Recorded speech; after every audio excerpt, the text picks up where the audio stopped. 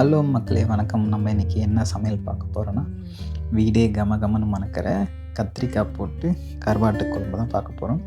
அதுக்கு என்னென்ன தேவைன்னு பார்த்தீங்கன்னா, 3லேருந்து 4 கத்திரிக்காய், ஆனியன் 2, தக்காளி 2, கடுகு, உளுத்தம்பருப்பு, இதெல்லாம் தேவையான அளவு, கருவேப்பிலை. நான் கருவாட்டு பார்த்திங்கன்னா 4லேருந்து 5 எடுத்திருக்கேன். இது உங்களுக்கு தேவையான அளவுக்கு நீங்கள் எடுத்துக்கலாம், இது கணக்கெலாம் இல்லை. அப்புறம் பூண்டு, மசாலாவில் பார்த்திங்கன்னா மஞ்சள் பொடி, தனியா பொடி, அப்புறம் வந்துட்டு வீட்டில் அரைச்ச மிளகாத்தூள், புளி எலுமிச்சம்பழம் அளவுக்கு, அப்புறம் பார்த்திங்கன்னா பெருங்காயம் வந்துட்டு ஒரு 1/4 ஸ்பூன். பெருங்காயம் மேக்ஸிமம் எல்லாத்துலேயும் ஆட் பண்ணிக்கோங்க, வயிற்றுக்கு நல்லது. என்ன, வாங்க வீடியோக்குள்ளே போகலாம்.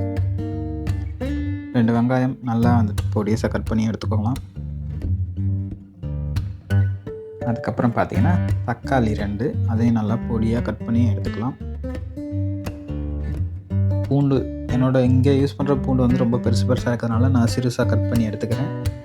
கத்திரிக்காய் பார்த்திங்கன்னா ஒரு 4லேருந்து 5 கத்திரிக்காய், அதையும் 4ஆக கட் பண்ணி எடுத்துக்கோங்க.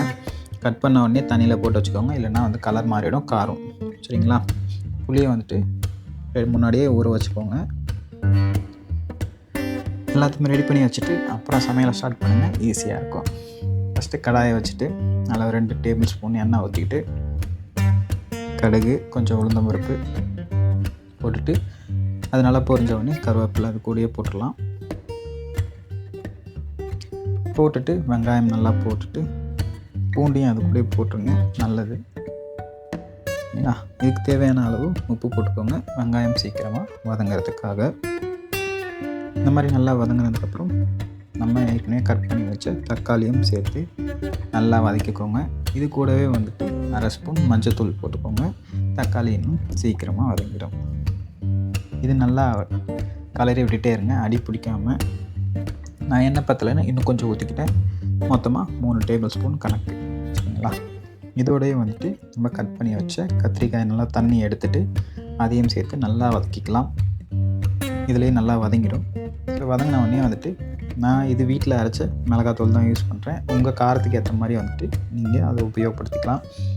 இது கூடயே சேர்த்து நம்ம ஊற வச்ச புளி தண்ணியும் இதில் சேர்த்துக்கலாம். சரிங்களா?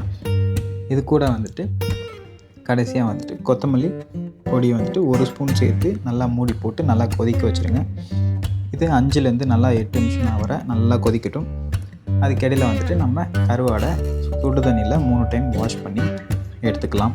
இடையில் உங்களுக்கு உப்பு காரம் தேவையான அளவு சரி பார்த்துக்கோங்க. இந்த டைமிங் பார்த்தீங்கன்னா இது அடுப்புக்கு ஏற்ற மாதிரி. இங்கே யூஸ் பண்ணுற நான் அடுப்பு ரொம்ப பெரிய பர்னர், அதனால் சீக்கிரமாகவே கொதிக்குது. நீங்கள் யூஸ் பண்ணுறதுல பச்சை வாசனை போகணும், ப்ளஸ் நல்லா கொதித்து சுண்டி வரணும். இந்த ஸ்டேஜில் வந்ததுக்கப்புறம் கருவாடை போட்டு மறுபடியும் 3லேருந்து 5 நிமிஷம் அப்படியே மூடி போட்டு வச்சுருங்க. அப்படியே அந்த மணமெல்லாம் ஆரமெல்லாம் இறங்கி எண்ணெய்லாம் நல்லா பிரிஞ்சு வந்துடும். இந்த சமயத்தில் என்ன பண்ணுங்கள், கொத்தமல்லி தூவி விட்டு இறக்கினீங்கன்னா வீடே கமகமன்னு மணக்கிற கருவாட்டு குழம்பு ரெடி.